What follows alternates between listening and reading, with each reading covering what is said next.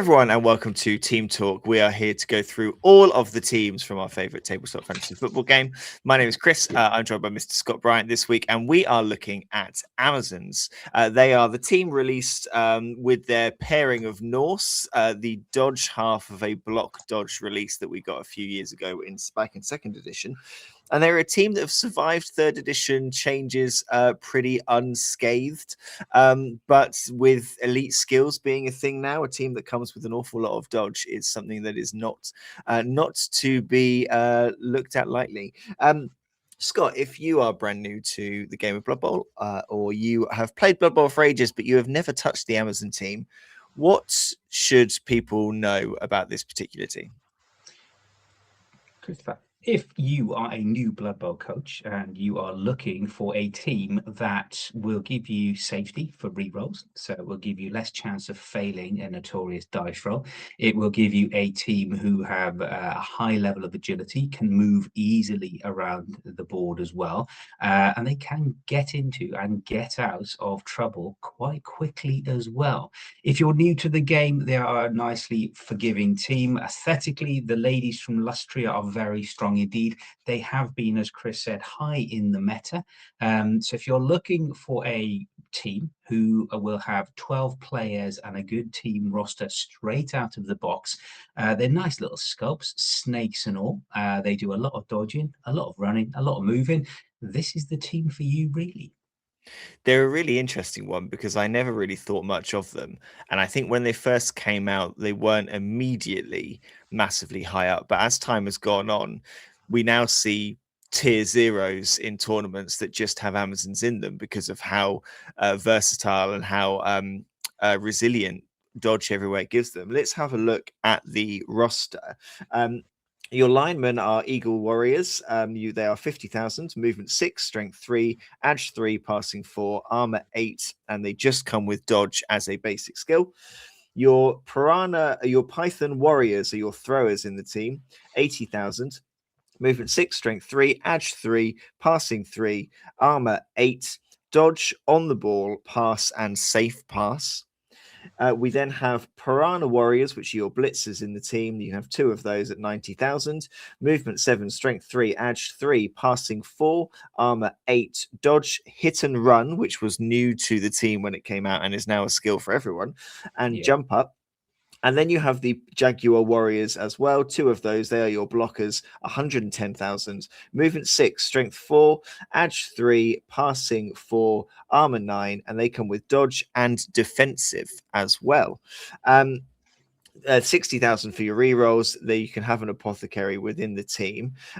Every single player comes with dodge is one of the key things here. And we mentioned at the start, unscathed with the changes towards third edition, because the only thing that's changed is that 2 of the positions are slightly better at passing than they used to be. Nice, easy, simple. If you're familiar with the Amazons from season 2, exactly as they are, no real changes, except GW have given you for free a little extra chance for passing with your Piranha Warriors and your Jaguar Warriors. They have the strength for Jaguar Warrior to give you a bit of punch on the line. Defensive will help turn off guard, which is now an elite skill in itself. So this is an anti-elite skill they come with. And as Chris was saying, hit and run has really turned, actually, I'll go a bit further. Hit and run and on the ball with the Python throwers have really been proved by Amazons to be incredible skills.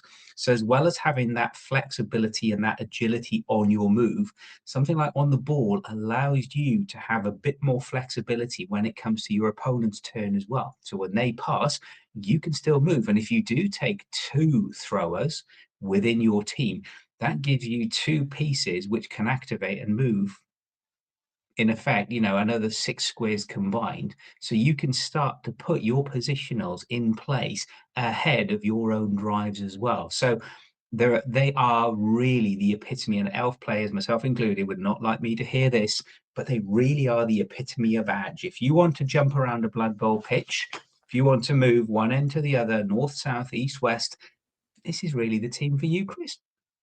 I think it is. I think the only downside to this team, I think, is the introduction of elite skills that we've got in the third edition, which just means that if there are tournaments that limit elite skills, it makes this team even more powerful because every single player comes with an elite skill out the box with dodge, which does mean some tournaments are limiting the amount you can do with them. They're tiered, quite often they're tiered in their own separate tier because of the sheer volume of dodge that you've got there.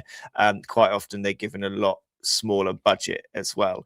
So maybe they've kind of they're now a team that if you were to look at them for a tournament, you might get a little bit less, but you're getting less because they are so good. What would a 1 million roster look like then, Scott? How if you're building a 1 million team here, maybe to take to a league for your first game, what can you get with this team?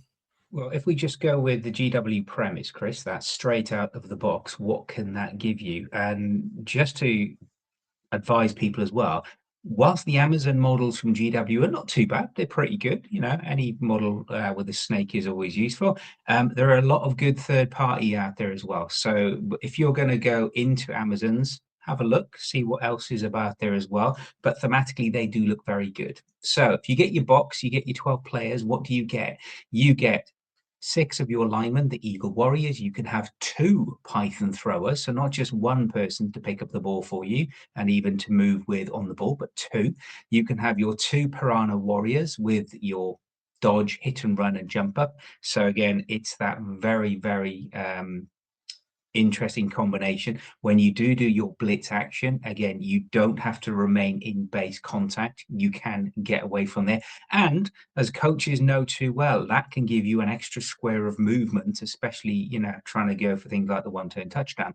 The Jaguar Warriors as well, 2 of those dodge defensive. So straight at the box, 12 players plus allowing 2 re-rolls. That's 980k in terms of gold pieces. So it gives you a lot of options, a lot of flexibility as well.